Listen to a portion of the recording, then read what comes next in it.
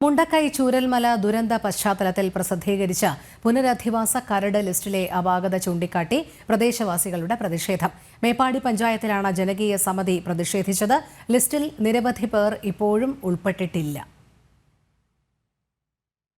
സർക്കാർ പുറത്തുവിട്ട ഒന്നാം ഘട്ട കരട് ലിസ്റ്റിൽ 388 കുടുംബങ്ങളാണുള്ളത്. വീട് നഷ്ടപ്പെട്ടവർ, വാടക വീട്, പാടികൾ എന്നിവിടങ്ങളിൽ താമസിക്കുന്നവർ എന്നിവരെയാണ് കരട് പട്ടികയിൽ ഉൾപ്പെടുത്തിയിട്ടുള്ളത്. എന്നാൽ ഈ പട്ടികയിൽ ഇനിയും ആളുകൾ ഉൾപ്പെടാനുണ്ട്. 500-ലധികം വീടുകൾ പൂർണ്ണമായും നശിച്ചുവെന്നാണ് പ്രദേശവാസികൾ പറയുന്നത്. മാത്രമല്ല, ഒരാൾ പോലും അവശേഷിക്കാത്ത 17 കുടുംബങ്ങളും പട്ടികയിലുണ്ട്. ഒരാളുടെ പേര് തന്നെ ഒന്നിലധികം തവണ പട്ടികയിൽ ഉൾപ്പെട്ടിട്ടുമുണ്ട്. അങ്ങനെ നിരവധി ആളുകളാണ് ഒന്നിലധികം തവണ ലിസ്റ്റിൽപ്പെട്ടിട്ടുള്ളത്. ഈ പിഴവുകളെല്ലാം യാതൊരു കാരണവശാലും അംഗീകരിച്ചു നൽകാൻ കഴിയില്ലെന്നാണ് നാട്ടുകാരുടെ നിലപാട്. മാനന്തവാടി സബ് കളക്ടറുടെ നേതൃത്വത്തിലാണ് ലിസ്റ്റുകൾ തയ്യാറാക്കിയത്.